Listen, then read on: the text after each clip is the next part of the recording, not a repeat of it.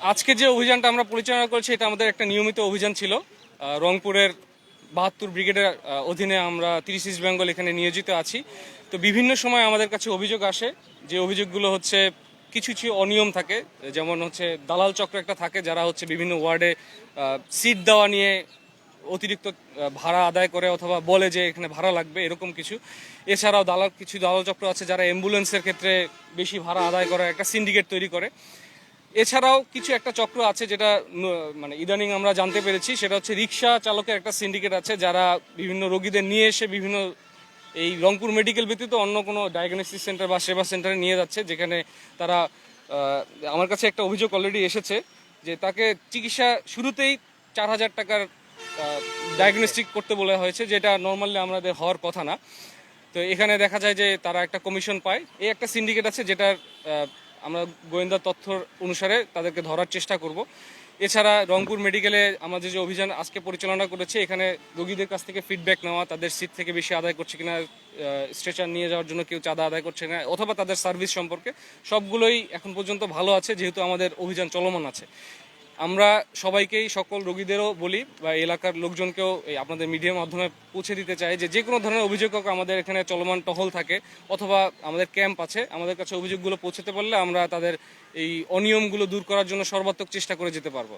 এবং কিছু কিছু সমস্যা মেডিকেলে স্বাভাবিক হওয়াটাই স্বাভাবিক, অনেক সময় রোগীর প্রেশার বেড়ে যায়, তো কিছু কমতি বা ঘাটতি আছে কর্তব্যরত চিকিৎসকের মাধ্যমে আমরা এটা জানতে পেরেছি। তো এইসব ক্ষেত্রে যে সমস্যাগুলো আছে এগুলো দ্রুত প্রশাসন, এই মেডিকেলের প্রশাসন চেষ্টা করবে দ্রুত অতি সত্বর সমস্যাটা সমাধান করার জন্য। ধন্যবাদ। না, আজকে অভিযানে আসলে কাউকে ধরার জন্য নয়, আমরা কিছু ইনফরমেশন কালেকশন করি। তো এই রিসেন্টলি এই সংখ্যাটা দালাল চক্রের যে পদচারণাটা অনেকাংশে কমে গিয়েছে। তো আমরা যদি এরকম চলমান রাখি এবং আপনাদের কাছ থেকে অভিযোগগুলো আমরা দ্রুত পেতে পারি, তখন আমরা এই অভিযানগুলো পরিচালনা করে তাদেরকে ধরতে পারবো। আমরা গত মাসেই একটা অভিযান করে কিছু দালালকে ধরা সম্ভব হয়েছিল। তো সেই প্রেশারে হয়তো বা এখন কমে গিয়েছে, তাই যাতে এটা আরও কমে যায়, একবারে নিশ্চিহ্ন হয়ে যায়, সেটার জন্য আমরা সবসময় চেষ্টা করে যাব। জি, ধন্যবাদ। জি, আমি রংপুর আর্মি ক্যাম্পের camp commander major Abdul Malik, ৩০ east Bengal. জি, ধন্যবাদ। ভালো থাকবেন।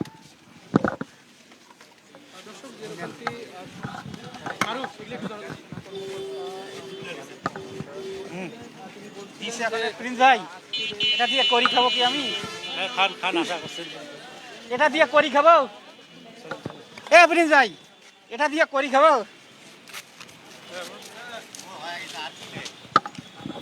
কাকু তো ধরে নেই না।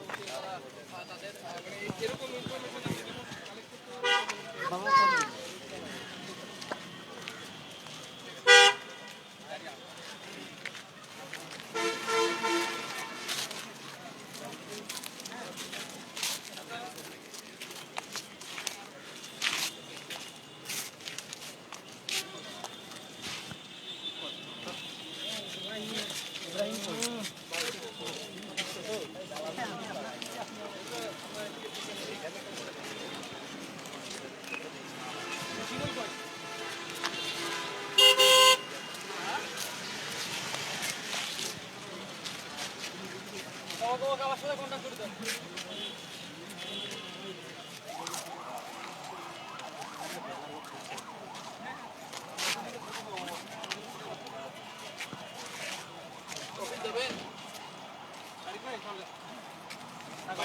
আচ্ছা ভাই,